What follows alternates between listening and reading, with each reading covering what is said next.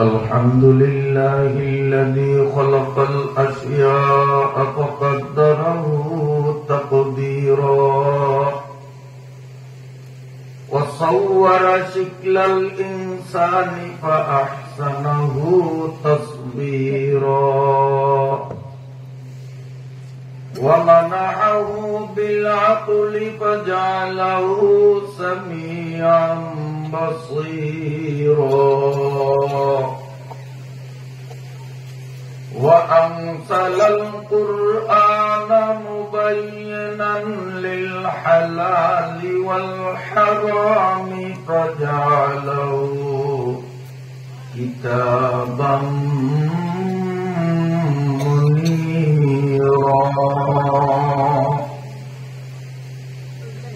وأرسل نبيه محمدا إلى كافة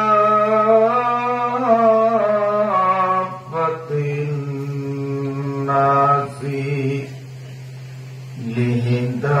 لهدايتهم فجعله بشيرا ونذيرا صلى الله تعالى عليه وعلى آله وأهل بيته وأصحابه وأتباعه الذين طهرهم الله من الرجس والشرك فطهرهم تطهيرا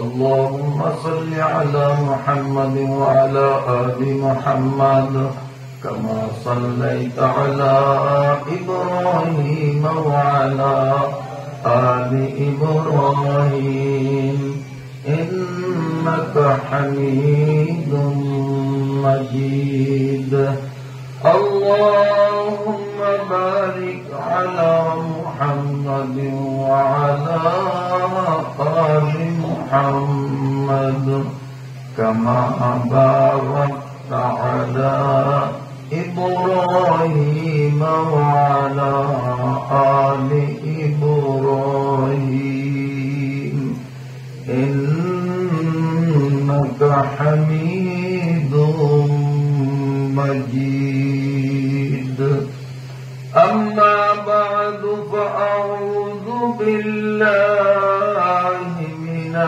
الشيطان الرجيم بسم الله الرحمن الرحيم إنا أعطيناك الكوثر فصل لربك وانحر إن شانئك هو الأبتر صدق الله مولانا العظيم ভোলা সদর থানাধীন নবীপুর বাসতলা বাজার চত্বরে 3 দিন ব্যাপী আয়োজিত বার্ষিক 20তম তাফসীরুল কোরআন মাহফিলের আজ দ্বিতীয় দিনের সম্মানিত সভাপতি, সম্মানিত মুরব্বীগণ, আমার যুবক বন্ধুরা, স্নেহের কচিকাঁচা সোনামণিরা, পর্দার আড়ালের সম্মানিতা মায়েরা, বোনেরা ও মেয়েরা, আমি আপনাদের সামনে পবিত্র কোরআনুল কারীমের সবচেয়ে ছোট্ট যে সূরাটি, সেই সূরাটি তিলাওয়াত করলাম। আমি মানুষও ছোট্ট, সূরাও নিলাম ছোট। আমি মানুষও আপনাদের কাছে পরিচিত, সূরাটা মনে হয় অপরিচিত। এই সূরা চিনেন না আপনারা? কোন সূরা বলেন? ইন্না আতাইনা সূরা। সূরাটার অরিজিনাল নাম সূরা-ই কাউসার। এই নামে চিনে শুধু হুজুররা, কিন্তু আমরা গ্রামের সাধারণ মানুষ এই সূরাটাকে চিনি ইন্না আতাইনা সূরা। কি বলেন? তো সূরাটা পরিচিত না অপরিচিত? তো বক্তাও পরিচিত, সূরাও পরিচিত। ইনশাআল্লাহ আলোচনাও হবে পরিচয়ের আলোচনা। বলুন আলহামদুলিল্লাহ। আলোচনা শুরু করার আগে আপনাদের ছোট্ট একটা কথা শুনাই। এক লোক তার স্ত্রীকে গর্ভবতী রাখা অবস্থায় বিদেশ গেছে। অনেক বছর হয়ে গেল, ছেলেটা এবার এসএসসি পরীক্ষা দিবে, বাবা এখনো আসে নাই।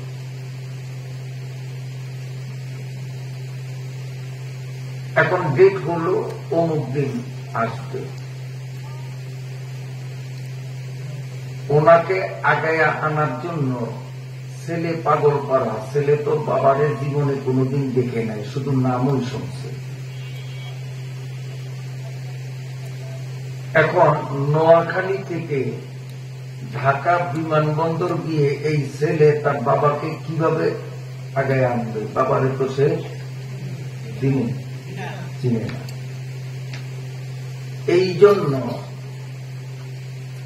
তার কোন চাচাও ছিল না যে চাচাকে নিয়ে যাবে, তার বড় কোনো ভাইও ছিল না যে সাথে নিয়ে যাবে।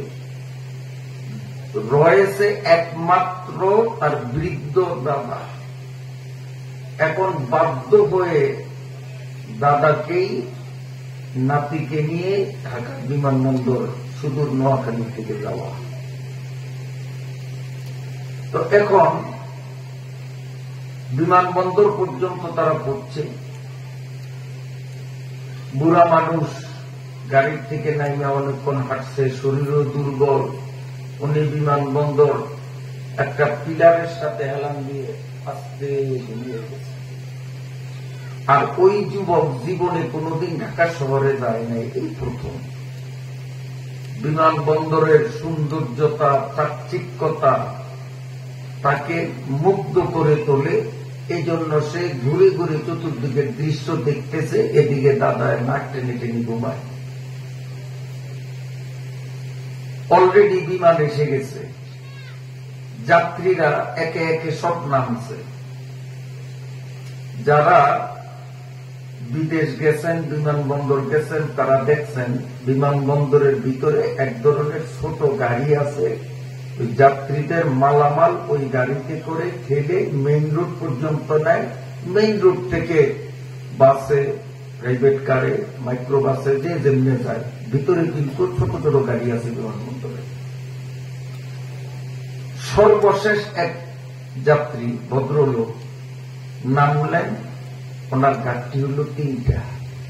মানুষ একজন, কিন্তু ব্যাগ কয়টা? 3টা। উনি চায়া দেখেন যে আশেপাশে কোনো গাড়িও নাই। এই 3টা ব্যাগ যে মেইন রোড পর্যন্ত নিবে ওই ট্রলি নাই। আর নিজে একা 3টা ব্যাগ বহন করে নিবে এই সক্ষমতাও তার নাই। এখন ব্যাগ 2টা রাইখা একটা নিয়ে যদি সে মেইন রোড পর্যন্ত আগায়, তো আইসা দেখবে এই 2টার একটাও নাই।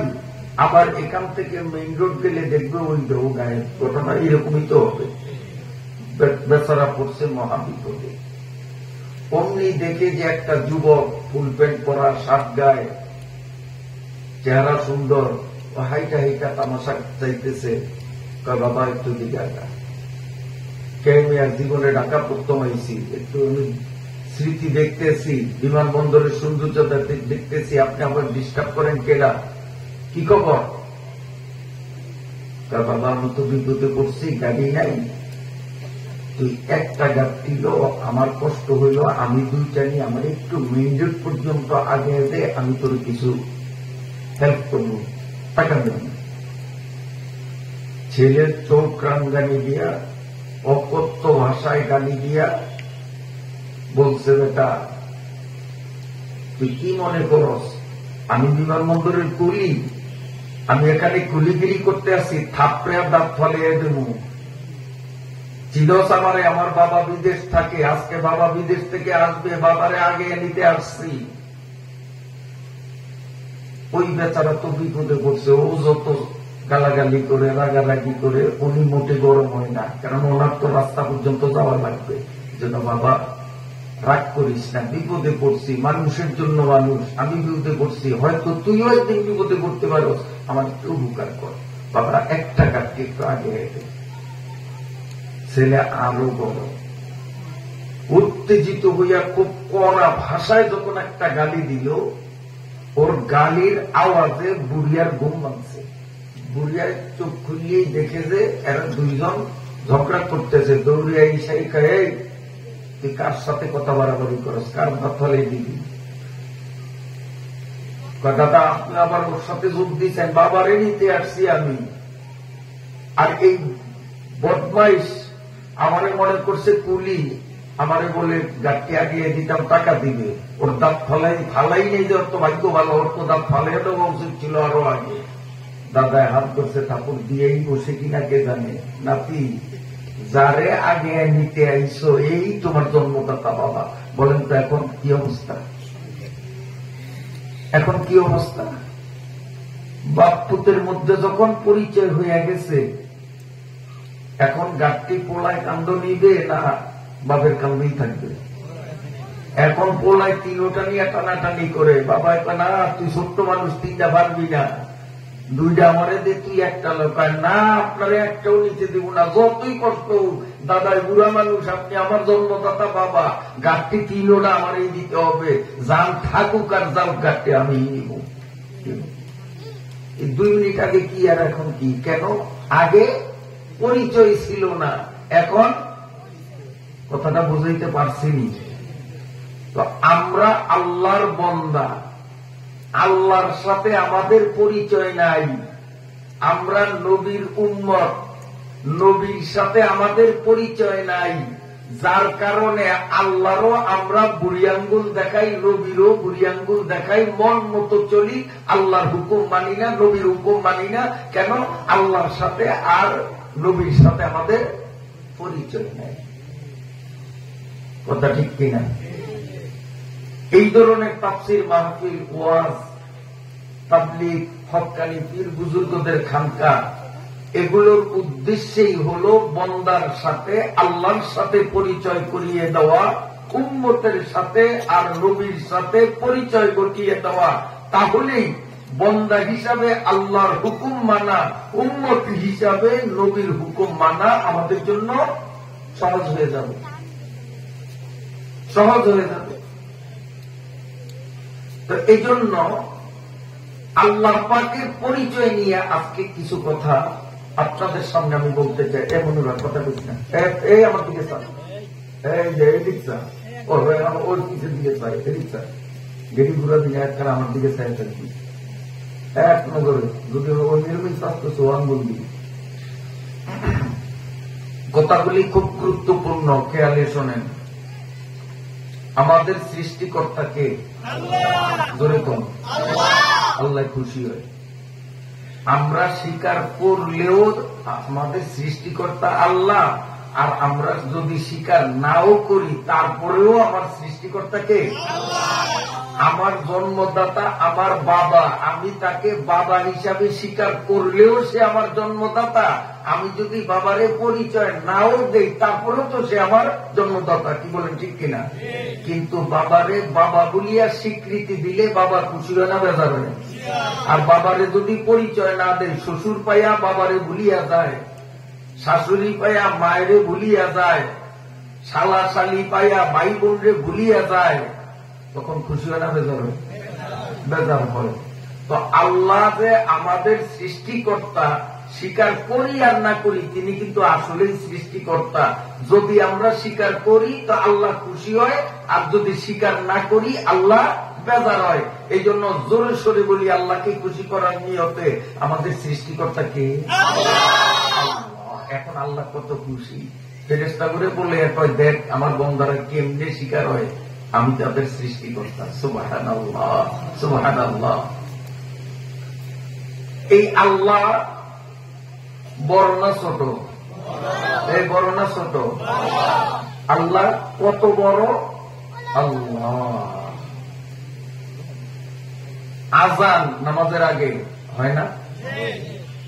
ডেলি কয়বার হয়? জি না, এটা ভুল করেছেন। 24 ঘন্টায় 5 বার আজান হয় আমাকে বাংলাদেশে। আরেক দেশে 5 বার, আরেক দেশে 5 বার, আরেক দেশে 5 বার। পৃথিবীটা হইল ডিমের মতো গোল। এখন আমাদের এখানে রাত্র 9:30, কোথাও সূর্য উঠে, কোথাও সূর্য ডুবে, কোথাও দিনের 12টা, কোথাও রাতের 12টা, কোথাও রাতের 3টা, কোথাও দিনের 3টা।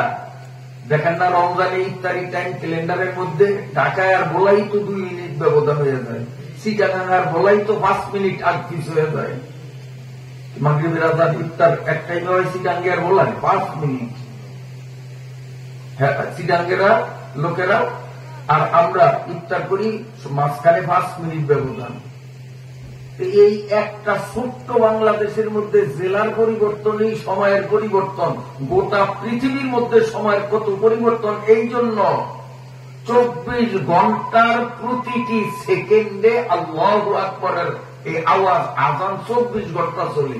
কোথাও আসরের আজান এখন চলে, কোথাও মাগরিবের আজান চলে, কোন কোন দেশে, পৃথিবীর কোন কোন দেশে জোহরের আজান এখন চলতে আছে, সেটা শুধু দুপুর। কোন জায়গায় এইভাবে ফজরের আজান চলতে আছে এখন, এরকমও আছে। পৃথিবীটা ডিমের মতো গোল। কাজে 24 ঘন্টার প্রতিটা সেকেন্ডে মুয়াজ্জিন আল্লাহু আকবার বলিয়া ঘোষণা করে, সুবহানাল্লাহ। 24 ঘন্টার প্রতিটা সেকেন্ড। এই যে আল্লাহু আকবার মুয়াজ্জিন প্রথম কয়বার বলে? আল্লাহু আকবার প্রথমে কয়বার বলে? কয়বার? মাশাআল্লাহ, 4 বার। একবার নি করে আপনাদের একবার করে 4 বার আল্লাহু আকবার। কেন করে এটা ভালো কোম্পানি ভাই, সার্ভিস খারাপ কাজ, কোম্পানি তো ভালো। তো দাঁড়ানো ভাইরা বসলে ভালো হয়, দাঁড়াইলে শীত বেশি লাগে, বইলে শীত কম লাগবে। বাইরে কুয়াশা, ভিতরে ঢুকলে কুয়াশার থেকে বাঁচবেন। তারপরে এই ভিতরে যারা ঢুকছে তারা যদি একবার সুবহানাল্লাহ বলে তো খাতার মধ্যে লেখা হবে 49 কোটিটা সুবহানাল্লাহ।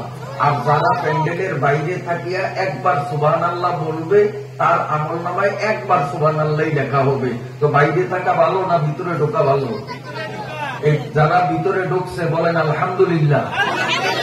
এই যে বলছেন একবার আলহামদুলিল্লাহ, যারা ঢোকে নাই তারাও কিন্তু দোকানে বইয়া কইছে আলহামদুলিল্লাহ। হেগো খাতায় লেখা হয়েছে একবার আলহামদুলিল্লাহ। ভিতরে যারা ঢুকিয়া একবার আলহামদুলিল্লাহ কইছে, আমাদের খাতায় লেখা হয়েছে 49 কোটিটা আলহামদুলিল্লাহ। এই জন্য যারা বাইরে আছেন মেহরবানি করে ভিতরে আসেন, এখনো জায়গা ফাঁকা আছে আলহামদুলিল্লাহ। পরবর্তীতে আর জায়গা পাবেন না, যেহেতু ময়দান এখনই ফুলফিল প্রায় ভরে গেছে। এই জন্য এই সুযোগেই বসেন, পরে কিন্তু বসার স্থান পাবেন না, মাটিতে বসতে হবে। আল্লাহ তাআলা আমাদের সকলকে কবুল করেন। তাহলে মুয়াজ্জিন আল্লাহু আকবার কয়বার বলে? 4 বার। 24 ঘন্টার প্রতিটা সেকেন্ডে আযান চলতেই থাকে অবিরাম গতিতে। পৃথিবীর কোন দেশে আযান চলে, আমাদের এখানে এখন আযান চলে না, আরেক জায়গায় চলে, ওই জায়গায় চলে না, আরেক জায়গায় চলে, ওই জায়গায় চলে না তো আরেক জায়গায় চলে। 24 ঘন্টাই এইভাবে কি আল্লাহু আকবারের দাওয়াত চলতে থাকে। তো আল্লাহু আকবার শব্দটা, বাক্যটা মুয়াজ্জিন 4 বার কেন বলে? বাকিগুলি তো 4 বার কয় না, একবার কইলেই তো হইতো আল্লাহু আকবার। তা আযানটাও সংক্ষেপ হইতো, ছোট হইতো। 4 বার কেন বলা লাগে? 4 বার আল্লাহর পরিচয় দিতেছি, বন্দার সাথে আল্লাহর পরিচয়। আল্লাহ কেমন? পরিচয় পাইলেই গাট্টি কান্দে নিতে রাজি। শুধু গাট্টি কান্দে না, কয় যে বাবা আপনি কষ্ট করে আসছেন, দাদা আর আপনি এখানে বসেন, আমি গাট্টি নিয়ে যাই। হ্যাঁ, এরপরে আমি ডিস্টার্ব করলে তো অসুবিধা।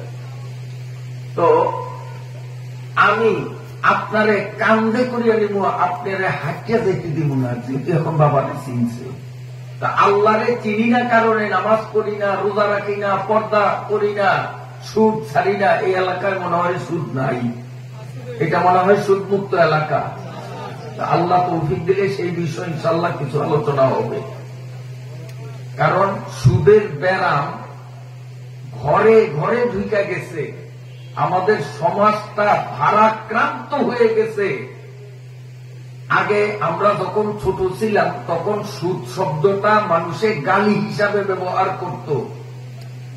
সুদ শব্দটা গালি ছিল, সুদখোর বললে এটা একটা ঘৃণিত শব্দ ছিল। আর এখন সুদ এটা একটা সম্মানী শব্দ হয়ে গেছে। নাউযুবিল্লাহ। মুহতারাম হাজিরিন, আমি বলতেছিলাম, এদিক লক্ষ্য করেন, আমি বলতেছিলাম যে মুয়াজ্জিন আল্লাহ বড় এই কথাটা চাইবার কেন বলে, এর পিছনে অনেক রহস্য আছে। তার মধ্যে হইতে একটা রহস্য বলি, আমরা যে মানুষ, আমাদের মধ্যে 4টা জিনিস আছে। আমাদের এই দেহের মধ্যে কয়টা জিনিস? 4টা জিনিস আছে আমাদের দেহের মধ্যে। কি কি আমি এক এক করে বলতেছি। মাটি, তার প্রমাণ যখন গায়ে ঘাম দিবে, ঘাম দেওয়ার পরে এরকম ডলা দিবেন, ডলা দিলে দেখবেন যে হাতে মাটি লাগবে। যখন ঘাম দেয় শরীরের যে কোনো জায়গায়, ঘরমাত্র জায়গায় এরকম ঘষা দিয়েন, ঘষা দিয়ে দেখবেন যে এই জায়গায়ও মাটি দেখা যায়, হাতের তালুয়েও মাটি দেখা যায়। আমাদের শরীরে কি আছে? কোন জায়গার মাটি? আমার কবরস্থানের মাটি। যেখানে আমার কবরস্থান হবে আমি জানি না, আমার আল্লাহ জানে। আমার মায়ের পেটের ভিতরে আমার কবরস্থান থেকে মাটি আনিয়া মা বাবার 2 ফোঁটা পানি আর আমার কবরের মাটি, এই 3টা জিনিস দিয়া আল্লাহর ফেরেশতারা আমার শরীর বানিয়েছে। তাহলে আমাদের শরীরে 1 নম্বরে পাইলাম কি? মাটি। 2 নম্বর আছে আমাদের শরীরে পানি। তার প্রমাণ কানলে চোখ থেকে পানি পড়ে কিনা, সর্দি লাগলে ডাক দিয়া পড়ে কিনা, বললো কিনা, এই যে থুতু ফালাইলাম, এটি তো পানি। কি পানি না? আমাদের ভিতরে কি আছে? 1 নম্বরে পাইলাম মাটি, 2 নম্বরে পানি, 3 নম্বরে বাতাস, 4 নম্বরে আগুন। বাতাস আছে এই যে নাক দিয়া চলে চলে, এই যে নাক দিয়ে আছে, বাতাস আছে না নাই? হ্যাঁ, বাতাস। আর আছে কি? আগুন। ভিতরে আগুন। আগুন না থাকলে তাহলে আমাদের শরীর গরম কেন? মরা মানুষের শরীর ঠান্ডা না? ভুল বলছি আমি? হ্যাঁ। তারপরে চোখের পানি গরম। এই যে 4টা জিনিস আমাদের মধ্যে আল্লাহ দিয়েছেন। কি কি? 1 নম্বরে কি বললাম? মাটি। এই মাটিটা কত বড়, মাটির কত শক্তি, যে এই পৃথিবীর মাটিকে আল্লাহ তাআলা এত বড় শক্তি দিয়েছেন। আদম আলাইহিস সালাতু ওয়াস সালামের যুগ থেকে নিয়ে বর্তমান যুগ পর্যন্ত কত অসংখ্য মানুষের দেহ এই মাটির মধ্যে গাড়া হইছে, আর মাটি খাইয়া সব শেষ করছে, তাই না? তাহলে মাটির শক্তি কম না বেশি? আস্থা মানুষের খাইয়া মাটি বানিয়ে দেয়। দাফন করলাম, কয়দিন পরে খুঁজবো, হাত দিয়েও পাওয়া যায় না। তো মাটির শক্তি কম না বেশি? এই জন্য একদল মানুষ ধোকায় পড়িয়া গেছে যে মাটির এত শক্তি, এইটাই বুদ্ধিমান মানুষের খাইয়া শেষ করে, কাজে মাটির পূজা করতে হবে। এই জন্য মাটি দিয়া মূর্তি বানাইয়া হিন্দুরা ওই মূর্তির পূজা করে, কারণ মাটির শক্তি বেশি। এরা বড় কিছু দেখলেই তার পূজা করে। বট গাছ একটা বড়, ওইটার পূজা করে। রেডি গাছ একটা বড়, ওইটার পূজা করে। বড় কিছু দেখলেই। তো হিন্দুরা ধোকায় পড়ছে, যেহেতু মাটির শক্তি বেশি, কাজে এইটার পূজা করতে হবে। এই জন্য মাটি দিয়া মূর্তি বানাইয়া ওই মূর্তি পূজা করে। মুয়াজ্জিন সাহেব একবার আল্লাহু আকবার বলিয়া দুনিয়ার মানুষকে বুঝাইতেছে, ও মানুষ, তোমার ভিতরে যে 4টা জিনিস, এই বাহির জগতের মধ্যেও সেম 4টা জিনিস তোমার ভিতরে যেমন মাটি, বাইরেও আছে মাটি। আর এই মাটিকে বড় মনে করিয়া, মাটির পূজা করা যাবে না, বরং এই মাটিকে যিনি সৃষ্টি করেছেন তিনি মাটির থেকেও বড়। তিনি যদি মাটিকে হুকুম করেন লাশেরে খা, তো খায়। আর তিনি যদি হুকুম করেন হে মাটি এই লাশের যেন কিচ্ছু না হয়, তাহলে মাটির বাবারও ক্ষমতা নেই লাশ কাটে। তাহলে এই যে মানুষের শরীর খায় মাটিয়ে, এটা কি মাটির শক্তি না আল্লাহর হুকুম? তার প্রমাণ আপনাকে কাছে নাসির মাঝি সৃষ্টিতলা নাম কইলে সবাই চিনবেন। এই যে হাদিস মিয়া মারা গেছে, আমার নানা শ্বশুর। হাদিস মিয়ার মা মারা গেল, জানাজায় আমি ছিলাম। ওনার দাফান করার পরে 10 বছর সময় পার হইয়া গেল। কয় বছর? 10 বছর। 10 বছর পরে মেঘনার ভাঙ্গনে যখন আমার নানা শ্বশুরের মায়ের কবরের পার্শ্ব থেকে মাটি পানির মধ্যে পড়ে গেছে, কাফনের কাপড় দেখা গেছে, যে কাফনের কাপড়টা মনে হয় এই মাত্র দোকান থেকে আনছে নতুন, একটু দাগও পরে নেই, পুরানো হয় নাই। কুড়িগ্রাম আমি নিজে কবর জিয়ারত করে আসছি। আল্লাহর এক ওলি, সাধারণ মানুষ, কিন্তু আল্লাহর সাথে তার কি গভীর সম্পর্ক ছিল। এই মানুষটা মারা গেছে, মারা যাওয়ার পরে তারে কবরে দাফন করছে। 30 বছর সে ওই কবরে শোয়া। নদী ভাঙতে ভাঙতে যখন কবরের কাছে আসছে, মাটি সরছে, মানুষ দেখে যে কাফনের কাপড়, খন্তা কোদা লাইনা মাটি সরাইয়া দেখে যে লাশও দিব্যি তাজা, কাফনের কাপড়ও ঠিক, তাকে ওখান থেকে সরাইয়া নতুন আরেক গোরস্থানে দাফন করছে। সেইখানে সে 10 বছর শোয়া। এই নদী আগাইতে আগাইতে ওইখানে গেছে। আবারও যখন তার কবরের পাশ থেকে মাটি পড়ছে, এবারও দেখা যায় যে কাফনের কাপড় দেখা যায়। সাথে সাথে ওখান থেকে তাকে আবার উঠাইল। তাহলে আগে আসিল 20 বছর, পরের কবরে আসিল 10 বছর। 2 কবরে কয় বছর? 30 বছর শোয়া। 30 বছর পরে তার শরীর তো পচবে দূরের কথা, তার কাফনের কাপড়ে একটু দাগও পর্যন্ত পরে নয়। ওখান থেকে উঠাইয়া কুড়িগ্রাম একটা মাদ্রাসার মাঠের ভিতরে তাকে দাফন করছে। আমার মাহফিল ছিল উত্তরবঙ্গে লালমনিরহাট। এই লালমনিরহাট যাওয়ার পথে আমি নিজে সেই বুজুর্গের কবর জিয়ারত করে আসছি।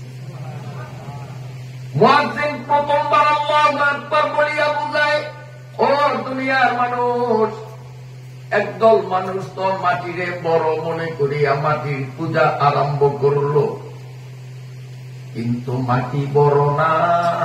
আল্লাহু আকবার। মাটির চেয়েও বড় হলেন আল্লাহ। আল্লাহ যদি হুকুম করে মাটিকে, তো মাটি খাইতে পারে। আল্লাহ যদি হুকুম করে মাটি খাইস না, তাহলে খাইতে পারে না।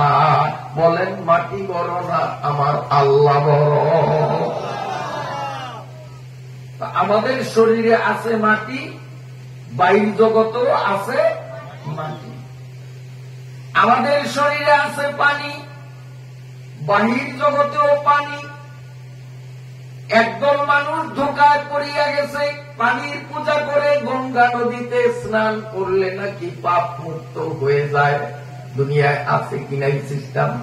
গঙ্গা নদীর পূজা করে বেশি না, বর্ডার করে ভারতে যান দেখবেন। আর এখন তো দুনিয়া মুঠের মধ্যে ইউটিউবের মাধ্যমে আমি নিজেও দেখছি গঙ্গা দেবীর পূজা করে। এরা ধোঁকায় পড়িয়া গেছে। এরা দেখলো মাটির থেকেও পানির শক্তি বেশি। তার কারণ পানির স্রোতের ধাক্কায় মাটিগুলো অস্তিত্বহীন হইয়া যায়, বিলীন হইয়া যায়। এবং সারা পৃথিবীতে মাটি হইল মাত্র 23%, আর 77% হল পানি। এই হল 100%। 77 ভাগ হইল পানি, আর 23 ভাগ হলো মাত্র মাটি। এই পানি আর মাটি মিলিয়ে আমাদের বিশাল পৃথিবী। তাহলে আয়তনের ক্ষেত্রেও পানি যেহেতু বড়, শক্তির দিক থেকেও বড়, এই পানির স্রোত কত কোটি কোটি একর জমিন মাটিগুলোকে নিজের গর্ভে বিলীন করে দেয়। অতএব মাটির থেকেও পানির শক্তি বেশি দেখিয়া একদল মানুষ ধোঁকায় পড়িয়া তারা পানির পূজায় মগ্ন হয়ে গেল। এই জন্য মুয়াজ্জিন 2 নম্বর আল্লাহু আকবার বলিয়া বুঝাইতেছে দুনিয়ার মানুষ, পানি বড় না, পানি বড় না, আল্লাহু আকবার, পানির থেকেও আল্লাহ বড়। আল্লাহ যদি পানিরে হুকুম করে তো পানি মাটিরে ভাঙতে পারে। আল্লাহ যদি হুকুম করে পানি ভাঙবি না, তাহলে পানি ভাঙবে না। ঠিক না বেটি? পানির কত শক্তি! পানির মধ্যে যদি আমরা নামি, ভাগবো না ডুববো? কথা বলেন। এটা পানির শক্তি, যে আমরা পানিতে নামলেই আমাদের শক্তি আর চলে না, আমরা দুর্বল হই, পানিয়ে জিতে ও আমাদেরকে নিচে নিয়ে যায়। কিন্তু উজানির পীর কারি ইব্রাহিম সাহেব রহমতুল্লাহ আলাইহির ঘটনা শোনেন। উজানের মরহুম কারি ইব্রাহিম সাহেব রহমতুল্লাহ আলাইহি ভোর রাত্রে যায় নামাজ কান্দে নিয়া তিনি আস্তে করে ঘর থেকে বাহির হইয়া কোথায় জানি চলিয়া যাইতেন। খাদেম চিন্তা করল হুজুরের যায় নামাজ নিয়া মসজিদের দিকে না গিয়া এই দিক কই যায়। একদিন খাদেম পিছু পিছু হাঁটতেছে, হুজুর কই যায়, দূর থেকে ফলো করে করে হাঁটতেছে। খাদেম বলতেছে আমি দেখলাম আল্লাহর ওলির বাড়ির থেকে একটু দূরে বড় একটা দিঘি, ওলি দিঘির কাছে গিয়া ঘাট দিয়া পানির মধ্যে নামলো। নাইবা তিনি আমরা মাটির উপরে যেইভাবে হাঁটি এইভাবে হাঁটতে হাঁটতে হাঁটতে হাঁটতে তিনি পুকুরের একবারে মিডল পয়েন্টে মাঝখানে গেলেন। ওখানে যায় নামাজটা বিছাইয়া আল্লাহু আকবার বলে তাহাজ্জুদ নামাজে মগ্ন।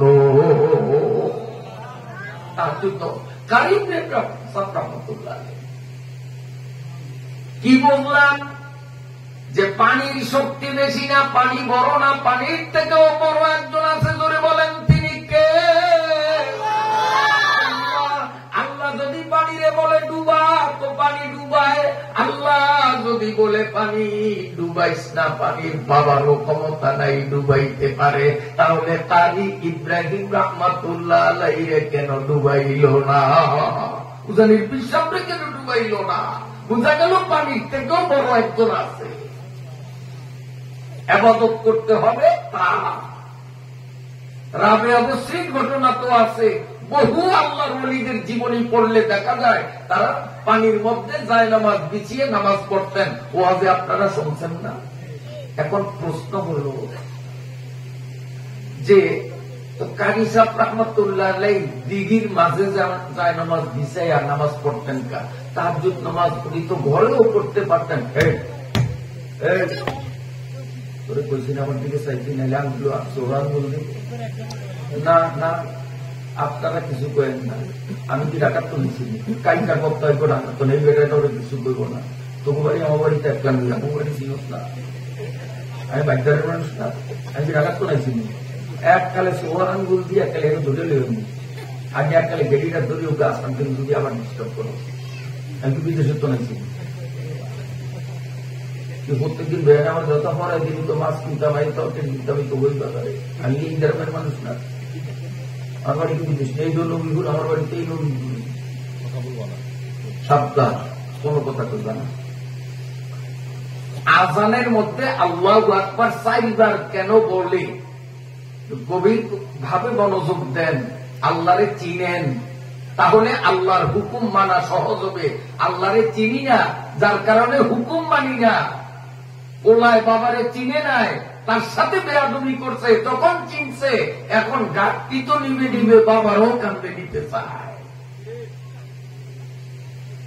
বন্ধুরা আমার, প্রশ্ন হল কারি ইব্রাহিম সাহেব রহমতুল্লাহ আলাইহি, রাবিয়া বসরি, আরো কত আউলিয়া ইকরাম তারা পানিতে কেন যায় নামাজ বিছিয়ে নামাজ পড়তেন? কারণটা কি? নিশ্চয়ই রহস্য আছে। রহস্য হলো মাটির তুলনায় পানি হলো নরম। কথা ঠিক কিনা? পানি নরম। মাটির মধ্যে আঙ্গুল দিয়ে গুতা দিয়ে চায় না, পানির মধ্যে গুতা দিয়েছে।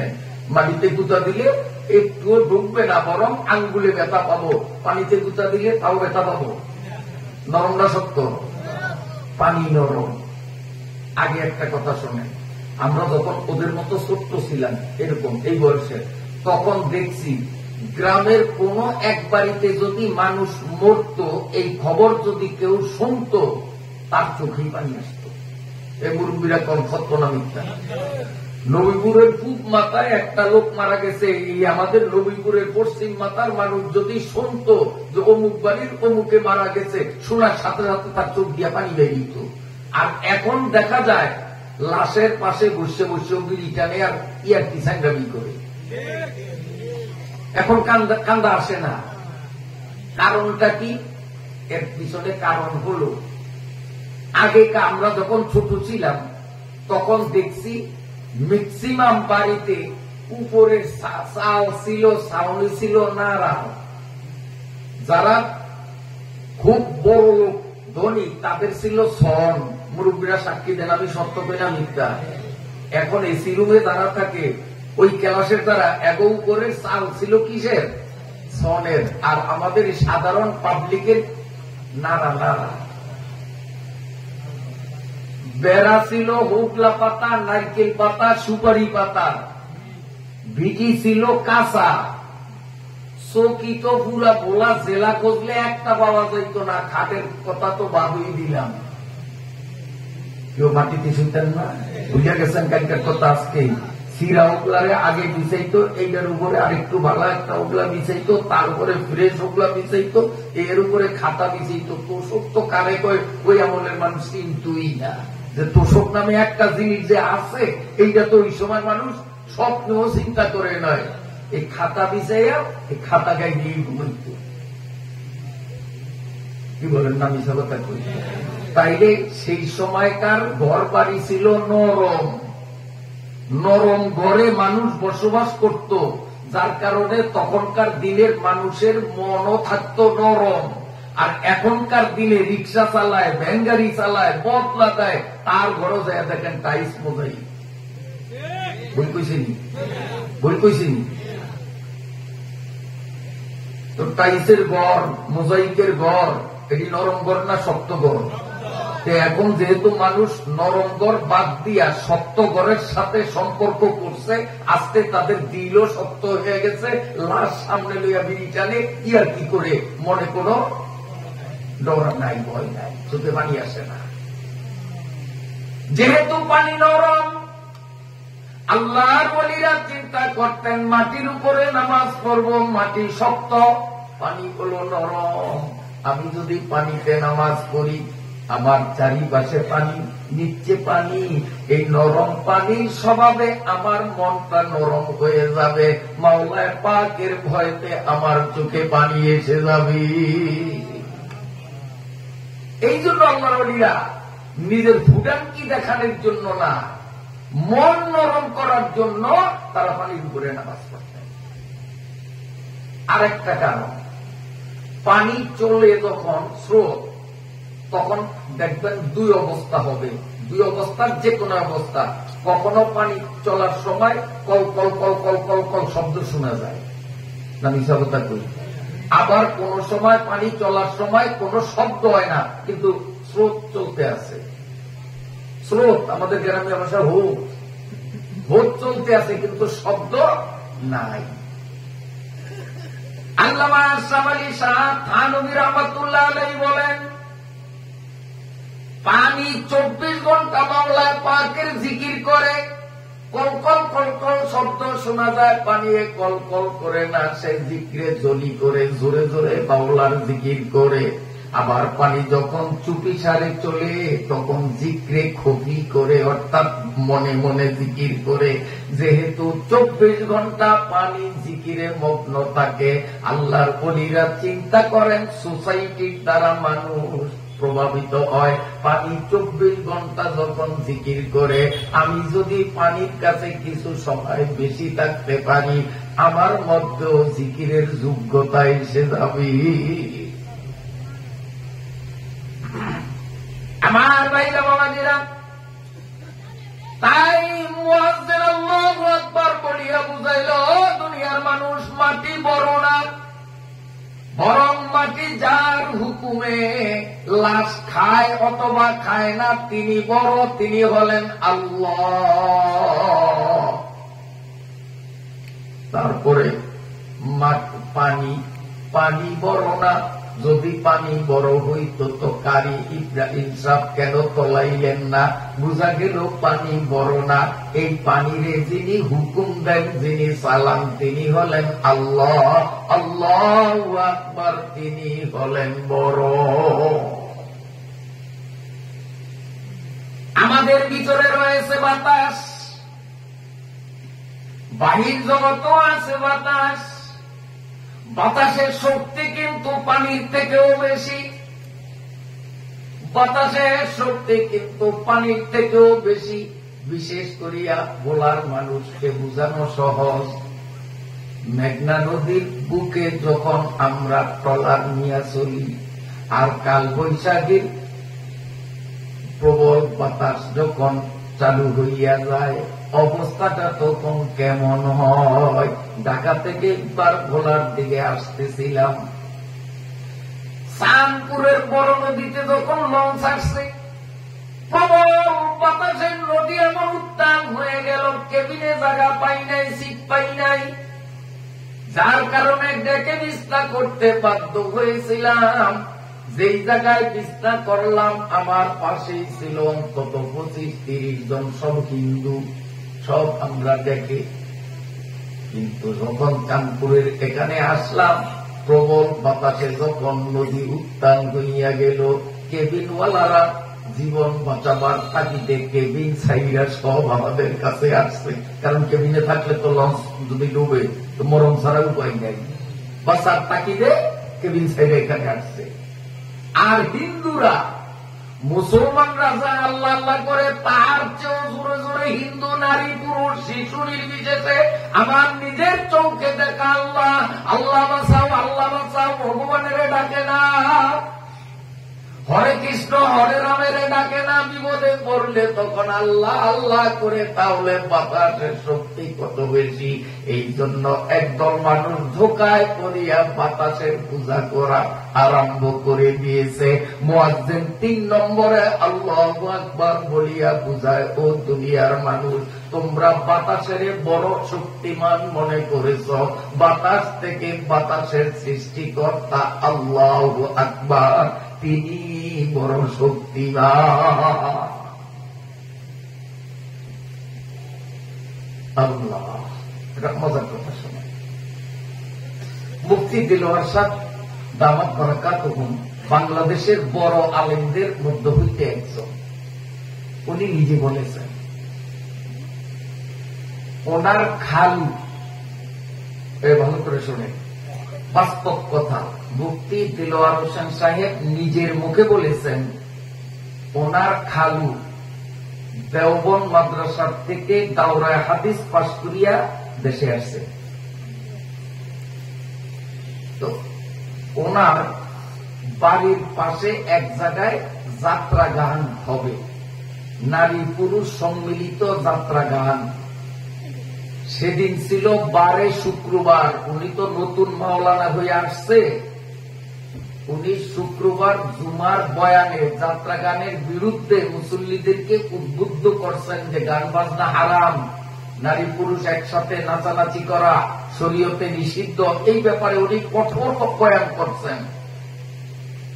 তো বিকাল বেলা বেশ 10-20 জন মানুষ হুজুরের বাড়িতে আসছে। আয়েশা বলতেছে, হুজুর, আপনার নেতৃত্বে আমরা আছি, সন্ধ্যায় আপনি আইসেন, নারে তাকবীর বলিয়া স্লোগান দিবেন। আমরা এই যাত্রা প্যান্ডেল ভাঙ্গিয়া তছনছ করিয়া দেব, গায়ক গায়িকা পাছা লাল বানিয়ে দেব, পিঠে যাত্রা গান হইতে দেব না, শুধু আপনি আমাদের সাথে থাকবেন। অন্ত এই কথায় হুজুর খুশি হয়েছে না? অনেক খুশি হয়েছে না যে দেশবাসী আমার কথায় কি হয়েছে, তারা তৈয়ার হয়ে গেছে, অন্যায়ের বিরুদ্ধে প্রতিবাদ করবে। হুজুরের মন খুশি, আমার বয়ান কাজে লাগবে, আমার ওয়াজ কাজে লাগবে। হুজুরের তো রেডি, সন্ধ্যার পরে যাইব, তারা বিদায় হয়ে গেছে। কিছুক্ষণ পরে একজনে আসিয়া বলল, হুজুর আপনার কাছে এই যে কিছুক্ষণ আগে 10-20 জন লোক আসছিল, চিনেন? কয় না, আমি তো বহুদিন ভারতে লেখাপড়া করছি, আমি তো দেশের অনেকেরই চেহারা বুঝলে গেছি, আমি চিনি না। হুজুর এই যে কয়জন আইছে এরা সবই হইল যাত্রা গানের আয়োজক, ওই যাত্রা গান এরাই আনছে, এরা হইল এটার আয়োজনকারী। এরা আপনাকে ধোকা দেওয়ার জন্য আসছে। আপনি জুমায় যাত্রা গানের বিরুদ্ধে ওয়াজ করছেন, এই জন্য এরা এটার অ্যাকশন নিবে, আপনাকে ফাটকি দিয়া ফাঁদে পালাইয়া ওখানে নিবে, আপনারে মঞ্চে হাত পাও ওই মঞ্চে চেয়ারের সাথে বাঁধবে, বান্ধিয়া আপনার চৌকের সামনে ল্যাংডা সেন্ডি করে নাচাইব। এদের উদ্দেশ্য হল এইটা, আপনি ভুলেও সেদিক যায়েন না। ওই লোক হুজুরের তথ্য বলিয়ে দিচ্ছে। আসরের নামাজের পরে হুজুর তার স্ত্রীকে বলেন, ঘরে মশারি আছে? তা আছে, আমার একটা মশারি দাও। তো মশারি বগল তলে লইয়া হুজুরে আসতে ঘরের বাইরে বাগান আছে, বাগানের মধ্যে দিয়া মশারি টানাইয়া ওই মশারি ওইখানে বসে বসে জিকির করতে আসে। সন্ধ্যার পরে, আসরের পরেই গেছে, এরপরে সন্ধ্যা হয়ে গেল, উনি বাগানে মশারি টানাইয়া তার ভিতরে জিকির করতেছে। এইদিকে প্রায় এসারক্ত হয়ে গেল, হুজুর আসে না। ও চিন্তা হইল যে হুজুরের বান্দিয়া হুজুরের সামনে সেমনি নাচাবো, রোল পিড়াবো, গান গাবো, তাই বলবি কি করতে পারে, বলবি শক্তি করত, বলবি আগে নাকা। নেতারা আবার বলছে, হুজুর আমরা আপনার জন্য অপেক্ষায়, আপনি আসলেই তো আমরা হামলা শুরু করবো, আপনার কোথায়? ভিতর থেকে হুজুরের স্ত্রী বলেন যে হুজুরে আসরের সময় যে বাইরে হয়েছে, ঘরের বাইরে গেছে, উনি আর ফিরে নয়, উনি এখন ঘরে নাই, ওরা নিরাশ হয়ে চলে গেছে। যায় আর কয়, মৌলবী তোমার ক্ষমতা কোন দূরাই দেখাইয়া দিতাম, ভাগ্যওয়ালা পাইলাম না। কিন্তু মৌলবীর ক্ষমতা যে কদ্দুর এইটা তো ওরা জানে না। মৌলবী ওখানে বাগানে আল্লাহ পাকের সাথে যোগাযোগ শুরু করিয়া দিল। ও আল্লাহ, আমি তো হক পথে, আমি হক কথা বলেছিলাম, অন্যায়ভাবে তারা আমার বিরুদ্ধে অ্যাকশন নিতে উদ্বুদ্ধ হয়েছে।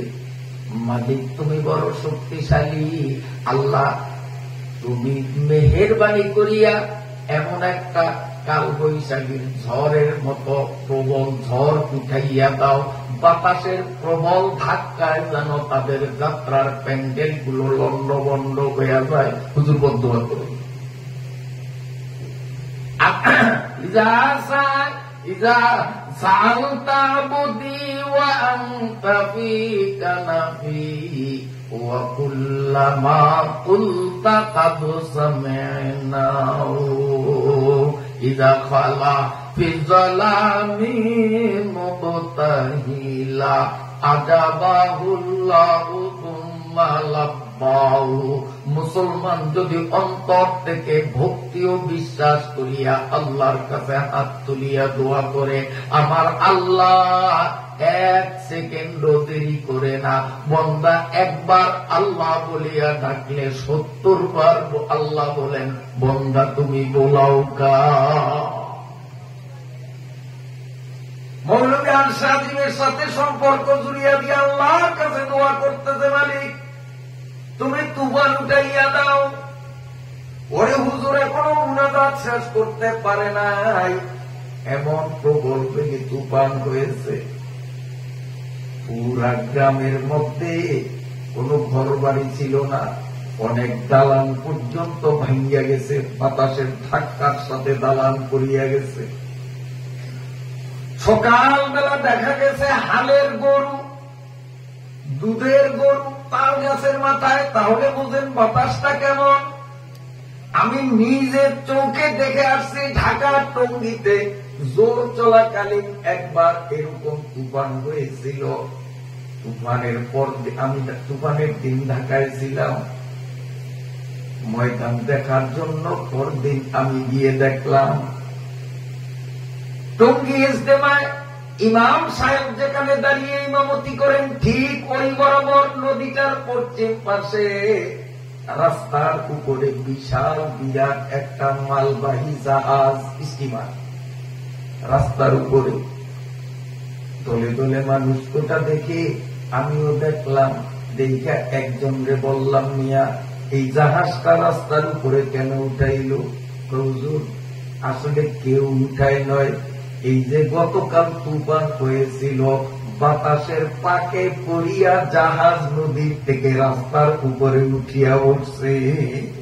তাই যে বাতাসের শক্তি কম না বেশি? পানির থেকেও বেশি।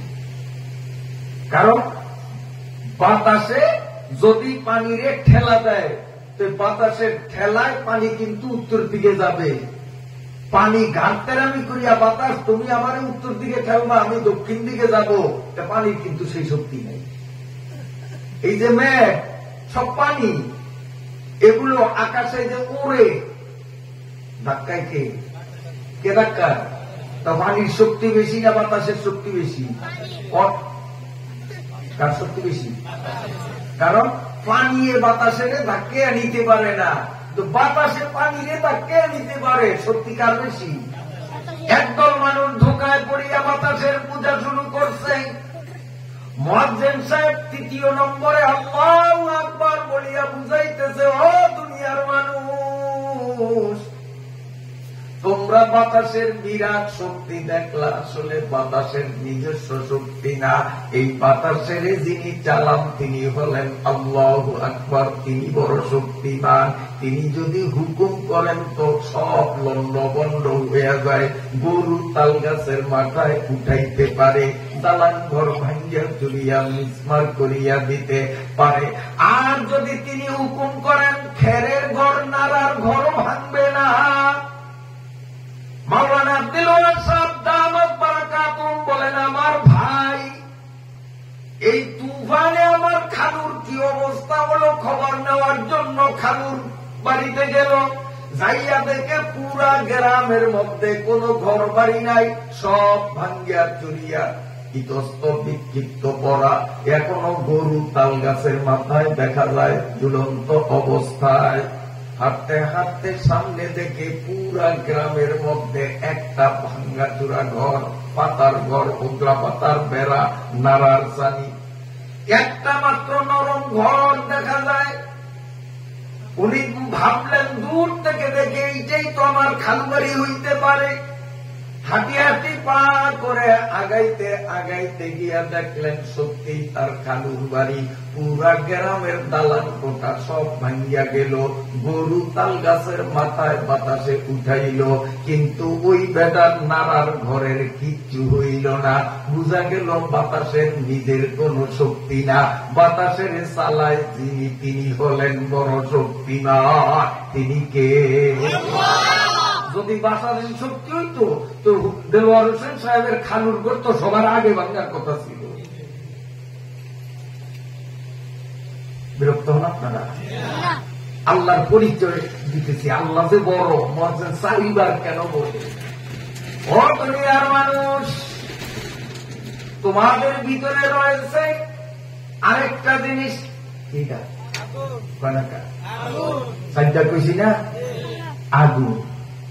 আগুনের শক্তি সাংঘাতিক, বাতাসের চেয়েও বেশি। আগুনের শক্তি বাতাসের চেয়েও অনেক বেশি, পানির থেকে বেশি, মাটির থেকে বেশি। কারণ আগুন মাটিরে পোড়াইয়া ইট বানাইয়া দেয়, আগুন পানিরে অস্তিত্বহীন করিয়া দেয়। ঠিক না বেশি? আগুনের শক্তি বাতাসের চেয়েও বেশি, কারণ ধাউ ধাউ করিয়া আগুন জ্বলে, এই আগুনের ভিতরে কিন্তু বাতাস ঢোকে না। আগুনের ভিতরে বাতাস ঢোকার কোন শক্তি নাই, বাতাস আগুনের সাথে বলে কুলায় না। এই কারণে পারস্য দেশের একদল মানুষ ধোকায় করিয়া গেল। আগুনের যখন এত শক্তি, তারা আগুনের পূজা শুরু করিয়া দিল।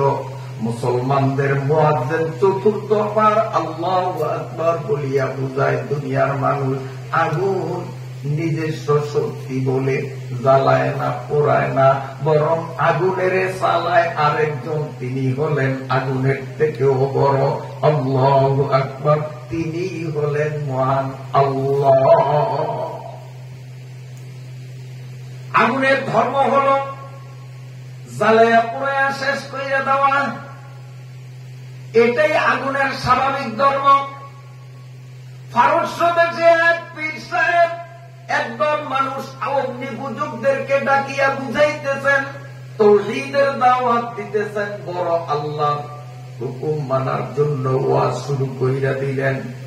ওরা বলতেছে, হুজুর আপনার ওয়াজ আর করা লাগবে না, আমাদের বাপ দাদার আমল থেকে, ইজা তালুর আমল থেকে আগুনের পূজা চলে আসছে, আমরা তাই করব, আপনার ওয়াজ আমরা মানব না।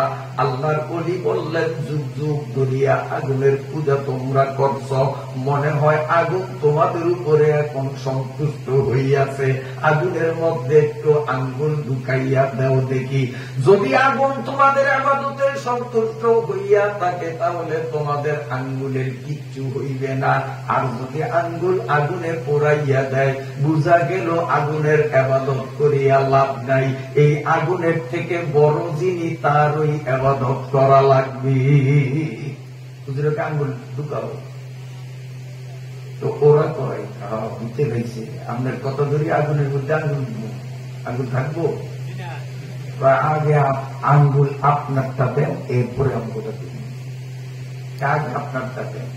শুধু আঙ্গুল দিব না পুরা বডিটা দিব? সুবহানাল্লাহ করেন। হিসাব কয় পুরা আঙ্গুল দিব না পুরা শরীরটা দিব? সবাই পোকার মতো। হুজুরে আল্লাহু আকবার বলিয়া যখন ওদের বিশাল আগুনের কুণ্ডুলি ধামধাম করিয়া চলতেছে, এটার মধ্যে নামিয়া উনি হাঁটতেছেন যেন ফুল বাগানের মধ্যে সকালবেলা ফজরের পরে হাওয়া খাইতে মানুষ বাইরে ঘুরে, আল্লাহর ওলি ওই আগুনের কুণ্ডুলির মধ্যে ঘুরতেছে, ওনার একটা পশমও পরে নাই, কাপড় পরে না।